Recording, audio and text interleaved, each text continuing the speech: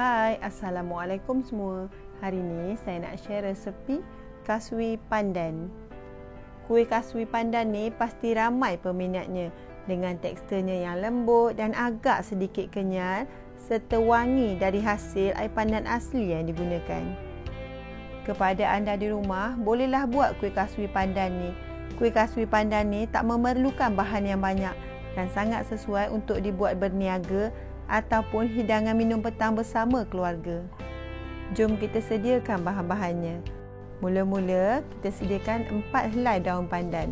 Daun pandan ni kita akan potong kasar supaya mudah kita kisar nanti. Masukkan 1/4 cawan air. Daun pandan ni kita akan kisar hingga halus. Daun pandan yang telah dikisar bolehlah ditapis dan kita akan ambil airnya sahaja.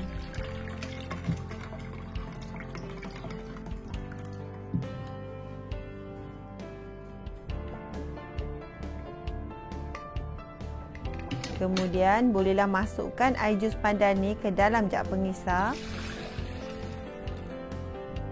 Masukkan 1 cawan gula,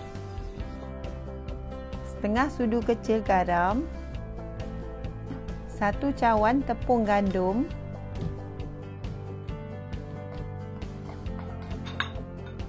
1 cawan tepung ubi. Untuk mencantikkan warna kuih, bolehlah masukkan sedikit pewarna hijau.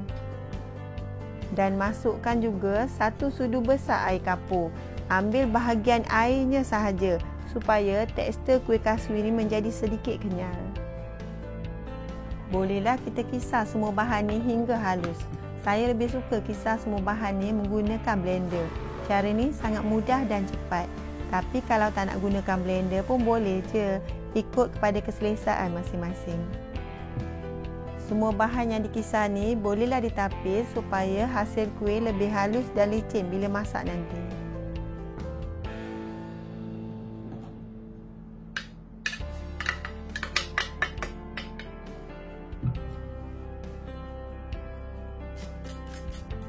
Adunan yang dah siap ditapis bolehlah diketepikan dulu.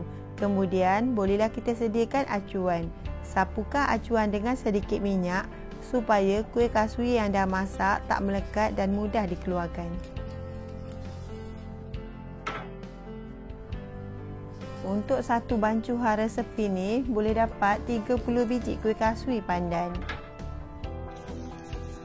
Untuk acuan pula bolehlah guna pelbagai bentuk.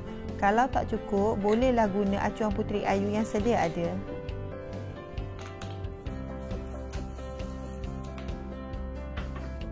Bila semua acuan dah siap disapu minyak, bolehlah kita tuangkan adunan tadi. Tuang adunan hampir penuh acuan.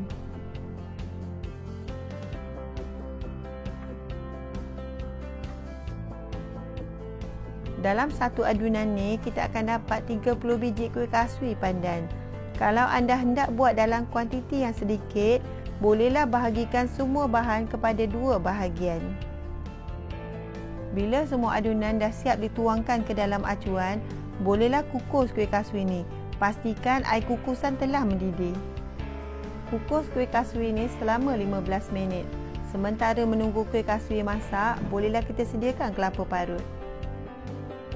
Sediakan setengah biji kelapa parut, setengah sudu kecil garam halus. Bolehlah masukkan sehelai daun pandan supaya kelapa parut ni lebih wangi nanti. Kacau kelapa parut ni supaya garam yang dimasukkan tadi sebati. Kelapa parut ni kita akan kukus nanti. Selepas 15 minit, kuih dah masak. Kukus lagi kuih selama 5 minit tanpa tudung pengukus untuk mengeringkan air yang bertakung di atas permukaan kuih. Selepas 5 minit, bolehlah angkat dan biarkan kuih sejuk selama 20 minit sebelum kita keluarkan kuih dari acuan. Sementara menunggu kuih sejuk, bolehlah kukus kelapa parut selama 5 minit. Bila kuih dah sejuk, bolehlah keluarkan kuih dari acuan. Kuih ni kita akan keluarkan secara perlahan-lahan menggunakan lidi. Kuih ni sangat lembut. Bolehlah keluarkan kuih dari acuan secara perlahan-lahan supaya bentuknya cantik dan tak rosak. Kepada anda di rumah, bolehlah cuba.